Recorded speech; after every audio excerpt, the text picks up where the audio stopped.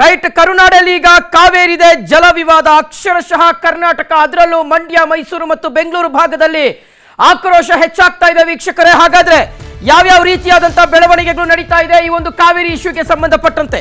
ಕರುನಾಡಿನಲ್ಲಿ ಕಾವೇರಿದೆ, ಕಾವೇರಿಯ ವಿಚಾರ. ಬೆಂಗಳೂರಲ್ಲಿ ಕನ್ನಡಪರ ಸಂಘಟನೆಗಳಿಂದ ಆಕ್ರೋಶ ವ್ಯಕ್ತವಾಗ್ತಾ ಇರತಕ್ಕಂಥದ್ದು.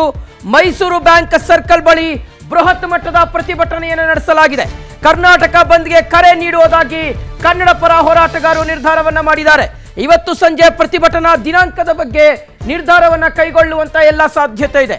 ನೀರು ಬಿಡುಗಡೆ ಆದೇಶವನ್ನ ಕೂಡಲೇ ವಾಪಸ್ ಪಡ್ಕೊಳ್ಬೇಕು ಅಂತ ಕರವೇ ರಾಜ್ಯಾಧ್ಯಕ್ಷ ಪ್ರವೀಣ್ ಶೆಟ್ಟಿ ಹೇಳಿಕೆಯನ್ನ ಕೊಟ್ಟಿದ್ದಾರೆ ವೀಕ್ಷಕರೇ. ವಾಟಾಳ್ ನಾಗರಾಜ್ ಅವರ ನೇತೃತ್ವದಲ್ಲಿ ಪ್ರತಿಭಟನೆಗೆ ಬೇಕಾಗಿರ್ತಕ್ಕಂಥ ಸಿದ್ಧತೆಗಳು ನಡೀತಾ ಇದೆ.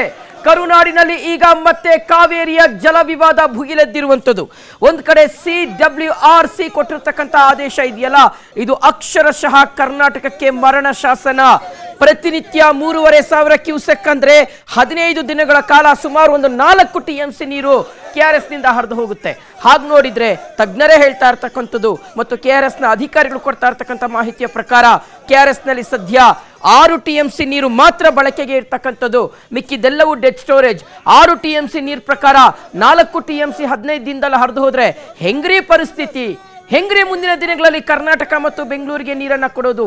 ಕರ್ನಾಟಕ ಅನ್ನೋದಕ್ಕಿಂತ ಹೆಚ್ಚಾಗಿ ನಮ್ಮ ಹಳೆ ಮೈಸೂರು ಭಾಗದಲ್ಲಿ ನಿಜಕ್ಕೂ ಸಹ ಇವತ್ತು ವಿಕೋಪದ ಪರಿಸ್ಥಿತಿಗೆ ಹೋಗುವಂತ ಸಿಚುವೇಶನ್ ನಿರ್ಮಾಣ ಆಗಿದೆ. ಪರ ಸಂಘಟನೆಗಳು ಸೇರಿ ಕರ್ನಾಟಕ ಬಂದ್ ಕರೆ ಕೊಡಲಿಕ್ಕೆ ನಾವು ಯೋಚನೆ ಮಾಡ್ತೀವಿ ಅನ್ನೋ ಎಚ್ಚರಿಕೆಯನ್ನು ಕೊಡ್ತೀವಿ. ಸರ್, ಈಗಾಗಲೇ ರಾಜ್ಯದಲ್ಲಿ ಬೆಳೆ ಕೊರತೆ ಇದೆ. ಜೊತೆಗೆ ಈಗಾಗಲೇ KRS ಡ್ಯಾಮ್ನಲ್ಲಿ ಎಲ್ಲ ಡ್ಯಾಮ್ಗಳಲ್ಲೂ ಡೆಡ್ ಸ್ಟೋರೇಜ್ ಹತ್ತ ಹೋಗಿದೆ. ಈ ಎಲ್ಲ ಇದ್ರೂ ಕೂಡ ಮತ್ತೆ ನಾವು ತಮಿಳುನಾಡಿಗೆ ನೀರು ಬಿಡಬೇಕು ಅಂತೇಳಿ ಆದೇಶ ಮಾಡೋದು ಎಷ್ಟು ಸರಿ ಸರ್? ಅದನ್ನೇ ನಮ್ಮ ಇಲ್ಲಿಯ ತನಕ ಸುಪ್ರೀಂ ಕೋರ್ಟಲ್ಲಿ ನಮ್ಮ ವಕೀಲರು ಏನು ವಾದ ಮಾಡಿದಾರೋ, ನಮ್ಮ ಅಧಿಕಾರಿಗಳು ಏನು ಕೊಟ್ಟಿದ್ದಾರೋ, ಅವರಿಗೆ ಡಾಕ್ಯುಮೆಂಟ್ಸ್ ಏನು ಕೊಟ್ಟಿದ್ದಾರೋ, ಅಥವಾ ನಮ್ಮ ರಾಜಕಾರಣಿಗಳು ಕಡಲೆಕಾಯಿ ತಿಂತಾ ಇದ್ದಾರೋ ಎನ್ನುವಂಥದ್ದು ನಮಗೆ ಅನಿಸ್ತಾ ಇದೆ. ಯಾಕಂದರೆ ಇಲ್ಲಿ ತನಕ ಒಂದಿನೂ ನಮಗೆ ನ್ಯಾಯ ಸಿಕ್ಕಿಲ್ಲ. ಕೇಂದ್ರ ಸರ್ಕಾರ ಆಗಲಿ, ಕಾವೇರಿ ನಿರ್ವಹಣಾ ಸಮಿತಿ ಆಗಿರ್ಬೋದು, ಒಂದು ಕಣ್ಣಿಗೆ ಸುಣ್ಣ ಒಂದು ಕಣ್ಣಿಗೆ ಬೆಣ್ಣೆಯನ್ನು ಹಾಕುವಂಥ ಕೆಲಸ ಮಾಡ್ತಾ ಇದ್ದಾರೆ. ನಾವು ಒಕ್ಕೂಟದ ವ್ಯವಸ್ಥೆಯಲ್ಲಿ ಇದ್ದೀವಾ ಇಲ್ವಾ ಅನ್ನುವಂಥದ್ದು ನಾವು ಕೇಳಬೇಕಾಗಿದೆ.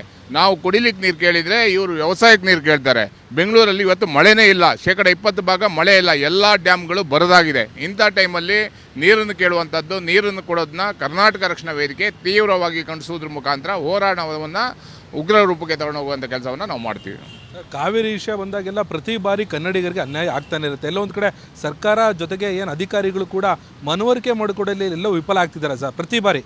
ಖಂಡಿತವಾಗಲೂ ಸರ್ಕಾರದ ವೈಫಲ್ಯ ಎದ್ದು ಕಾಣಿಸ್ತಾ ಇದೆ. ಕೋಟಿಗಟ್ಟಲೆ ಲಾಯರ್ಗಳಿಗೆ ಕಾಸನ್ನು ಕೊಡ್ತಾ ಇದ್ದಾರೆ. ನಮ್ಮ ಮಹಾರಾಜರು ಕಟ್ಟಿದಂಥ ಡ್ಯಾಮಲ್ಲಿ ಕನ್ನಡಿಗರಿಗೆ ಇವತ್ತು ನೀರಿಲ್ಲದೆ ಇರುವಂಥ ಪರಿಸ್ಥಿತಿ ಬಂದಿದೆ. ಒಂದು ಕಡೆ ಮೇಕೆದಾಟು ಯೋಜನೆಯನ್ನು ಇಲ್ಲಿ ತನಕ ಮಾಡೋಕ್ಕಾಗ್ತಾ ಇಲ್ಲ. ಮೇಕೆದಾಟು ಹೆಸರಲ್ಲೇ ರಾಜಕೀಯವನ್ನು ಮಾಡಲಿಕ್ಕೆ ಇವತ್ತು ಮುಖ್ಯಮಂತ್ರಿಗಳಾಗಿ DK ಶಿವಕುಮಾರ್ ಅವರು ಆಡಳಿತ ನಡೆಸ್ತಾ ಇದ್ದಾರೆ.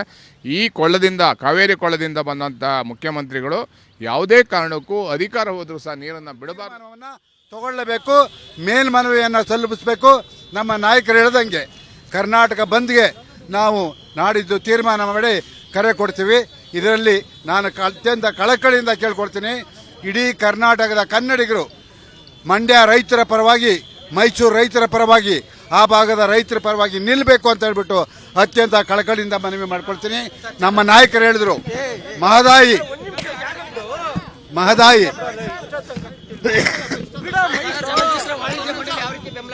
ನೋಡಿ, ಚಲನಚಿತ್ರ ವಾಣಿಜ್ಯ ಮಂಡಳಿ ಅಧ್ಯಕ್ಷರಿವಾಗ ಶ್ರೀಮತಿ ಜಯಮಾಲ ಅವರು, ನೀವು ಅವ್ರನ್ನ ಭೇಟಿ ಮಾಡಿ. ಯಾಕೆ ಅಂತ ಹೇಳಿದ್ರೆ ಇದು ನಾಡಿನ ಸಮಸ್ಯೆ.